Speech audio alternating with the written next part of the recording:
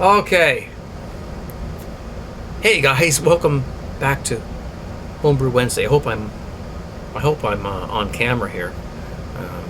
Just doing this real quick.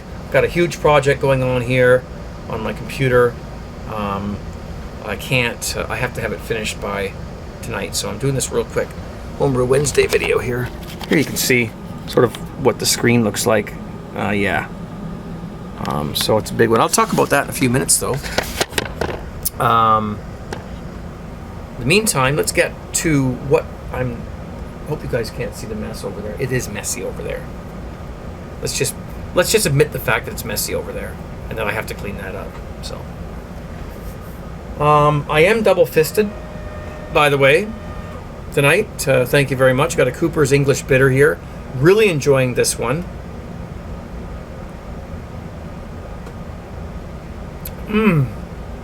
Got a beautiful caramely, bitter taste to it.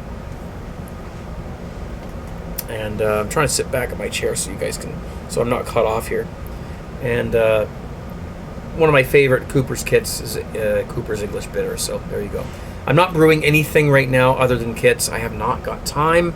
I've got projects going on. I have, Christmas is happening. Lots of stuff's happening around here. So I brew kits, right? If I don't brew the kits, I have to pay through the nose for the beer. So I don't have a lot of choice. We'll be doing some all grain and some partials in the new year. Excuse me, when I get more time. So that's that. Thank God for the kits. At least for me anyways, because beer's too expensive to buy all the time. This is the hard apple cider that I made 2 weeks ago on my Homebrew Wednesday video. Right over there on the table, the wobbly table that we had there. And it's not perfectly clear, but it's pretty good as far as clarity goes. I didn't do anything to it as far as clearing it. But I have to tell you,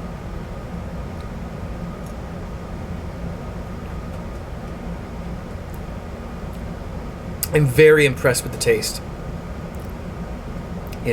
And I used like no-name juice, okay? No-name apple juice, dextrose, and EC 1118 wine yeast. And some people worry about that. They go, what are you using store-bought, no-name juice? You're using the cheapest ingredients possible. What are you doing? Oh my God. You know what? My son and his girlfriend came over about a month ago to visit, and because they live, out of town. His girlfriend brought some hard apple cider that was bought from the store. And so I asked her if I could taste one, and she said sure, and I did. It was the same. Virtually the same taste. It's a wine that tastes like apple juice. Grape wine tastes like grapes. Apple wine tastes like apples. It's pretty much the way it works. And I was very impressed with how close it was to the stuff that we make here. So we're on the right track. You can use more expensive apple juice if you like. Or you can for Pete's sakes, you can crush your own apples if you want to do that. If you want to go that far with it. If you can buy enough apples and you've got the means to crush the juice out of them and do that, more power to you. That's what you do. Everybody does what they've got available to them. And always remember, and I tell you this over and over again, don't let anyone tell you how to make your stuff. If you're the one drinking it, you make it the way you like it, the way it works for you. It's not their concern, if they're not going to be drinking it, how you make your stuff. All right? Really quickly, that's, I repeat this over and over again, but that's the way it is. So, but, give this a whirl. It's 10% stronger than malt liquor. Thank you very much, if you will. And it's easy to make and very, very cheap.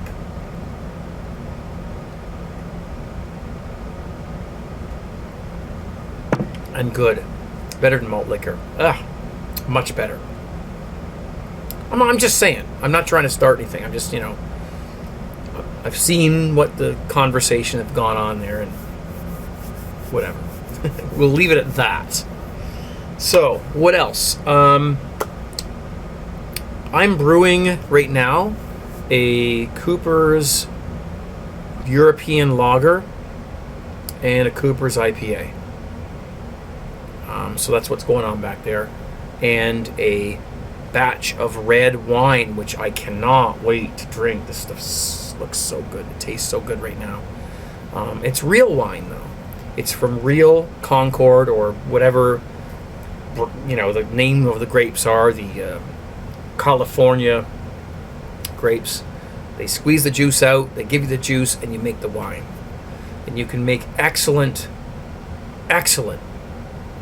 wine from these wine kits. Don't let anybody tell you you can't do it. I've done it many times. I've tasted store-bought wine, and I've tasted this homemade stuff that we make from the kits, and there's no comparison. The homemade stuff tastes way better, and you don't get a headache from it, because there's none of those. There's no preservatives and junk, whatever else they put in the store-bought stuff. So, you've got guys. If you've got a vineyard in your backyard, and you can pick grapes and do all that stuff, more power to you. I don't, and I can save a lot of money by making my own wine from these wine kits. I use the California Connoisseur wine kit brand is the one I usually use. There are other ones out there as well. And wine is way more easier to make than beer. I will tell you that right now. It's a cinch, and it's consistent every time you make it. Tastes great. So again, wine kits for the win. Don't let people tell you can't make good wine from the kits. It's not true.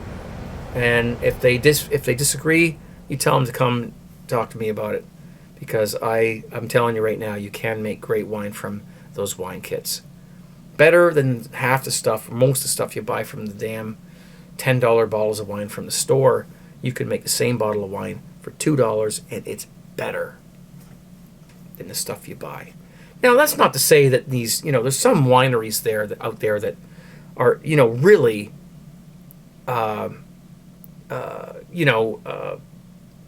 they make like great wine. We talk about premium beer, craft beer, stuff like that. In order to make craft style beer, you really have to, get into the all grain side of things, or at least the partial extract side of things, and get yourself some fresh ingredients. With the wine, if you're going to make a craft, if there's such a thing, craft wine, I suppose you'd want to select your own grapes, select your own yeast, and do everything yourself. Crush your own grapes and do the whole process on your own. You got oak barrels that you let it sit in for years, and all that kind of thing. And if that's your gig, then again, as I say, go for it. Do that if that's what you want to do. But for the average consumer, like myself, who enjoys a glass of wine, good quality wine, who doesn't want to pay $10-20 for a bottle of wine, you make your own from the kits, and you get great products. Hopefully by not next week, but the week after, I'll be tasting my red wine and I'll let you guys know what I think. I'm not going to lie. If it sucks, I'll tell you. If this sucked, I'd tell you. I don't care. I'm not selling anything here. If that brew I made 2 weeks ago on my Homebrew Wednesday video didn't work out, I would tell you. Don't do this. Don't use this juice. Don't do it that way. But that's not the case. This turned out excellent. It's apple wine. There you go. Okay. One other thing I had to cover quickly. Somebody asked me about the Brew Enhancers that come with the Cooper's beer kits, or that that you can buy for the Cooper's beer kits. Now, I don't know the amounts of stuff in each Brew Enhancer. You can look those up. Certainly, you could go to the Cooper's website and ask them questions about how to brew with their Cooper's and Brew Enhancers and whatnot. But the question I got was, if I put the Brew Enhancer in, do I still have to add sugar to the kit and whatnot? The answer is no. The Brew Enhancers are made to supplement the can. So you got your can of Cooper's, pre-hopped malt extract, and your Brew Enhancer. Those are the only ingredients you're going to add to the kit, to the brew, to make your brew. Simple way, the easy way, unless you want to go with hops and other things. As I've said before, I don't work for Cooper's. I never did. I never have. I've never received a dime from Cooper's. Not that I ever would expect to. So, I don't know what people think, why they think I endorse the products that I use. So if I use I don't know, an iPad, then I'll tell you guys. I use an iPad. I think it's great. I think they're awesome. I don't know what I would do without my iPad. Do I work for Apple? No, I'm not getting paid by Apple. It's the same thing. You find something that works, that you use, you tell people about it. And hopefully it will work for them as well. Can't count the years that I've been accused of working for Cooper's. I don't. I wish I could move to Australia and work for Cooper's, but I that's not going to happen. So anyway, the Brew Enhancers are basically, you got Brew Enhancer 1, which is dextrose and maltodextrin mixed together.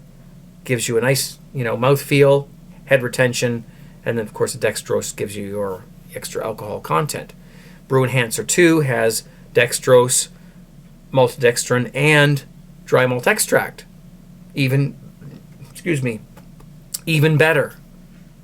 Okay? And, of course, the Cooper's brewing sugar is just dextrose. It's just corn sugar. So, whatever. Okay? And you can, in all fairness, you could go out and buy the dry malt extract, buy the dextrose, buy the maltodextrin, and make your own Brew Enhancers. And I do that myself. The problem with that is that the Cooper's ones that come in the little boxes, they're sterilized. You can open the bags and dump them right into your fermenter. You don't have to worry about boiling them or doing anything to them. Okay, so it's convenience. It's like their carbonation drops, You just drop them in the bottles, boom, you're done. You don't have to spoon it in, no funnels involved. And you pay a little extra money for the convenience there. That's all it is. That's all there is to it. So, you can go to Cooper's or search on Google for what's in the different Brew Enhancers that they make and how much, and you can certainly formulate your own Brew Enhancer from the ingredients that they have in there. But you have to be careful whether the stuff is sterile. Do you have to boil it first or, whatever, before you add it to your beer? I don't know. You don't know where that stuff's being. At least with the Cooper stuff, you don't have to boil it. You cut it open, you dump it right in, you're done. So again, it's a matter of money versus time. You do what you think is best for you if you're brewing the kits like that. Okay? Now, I am out of here because I have to finish a project I was working on before I made this video. And the project is my son, David, came downstairs earlier and he said, Dad, I was wondering if you could help me. I want to record something. I want to record myself singing along with, something. A song, basically. And I said, sure, no, that's awesome. Let's do it. I pushed everything aside, all the work I was doing, gone. Let's do this. So I set up my microphone and I got him some headphones and we put it out the song he wanted to sing along with. You'll Be in My Heart by Phil Collins. You'll Be in My Heart by Phil Collins. And so I said, yeah, sure, let's do this. Well, I've heard him sing up in his room before. And I've thought to myself, yeah, he's pretty damn good. I've heard him sing in the shower before. I'm like, wow, he's up there singing away. He's pretty freaking good, man. He's a good singer. Well, he came down here. I put on a set of headphones and put him behind the microphone. He blew me away. I knew he could sing. And he had a little bit more of a singing ability than most people, but I never thought that he could pull this thing off. I'll show you briefly, I'll just show you the project here. See, you can see it. We've got a bunch of tracks there and we're comping, but I'm doing the work for him. He's already done his work. He's gone to bed. I'm amazed. So you guys are going to see this on YouTube coming up. My son David doing a vocal cover of "You'll Be in My Heart" by Phil Collins. I'm speechless myself. I did not know he could pull this off. So it's coming up on YouTube. Hopefully you guys like it and give it a thumbs up if you can. He's starting his own YouTube channel as well, so hopefully this will get him started on his own channel. We can help him out. Well, that's it for me, guys. Thanks for watching. Hope I didn't take up too much of your time. Cheers.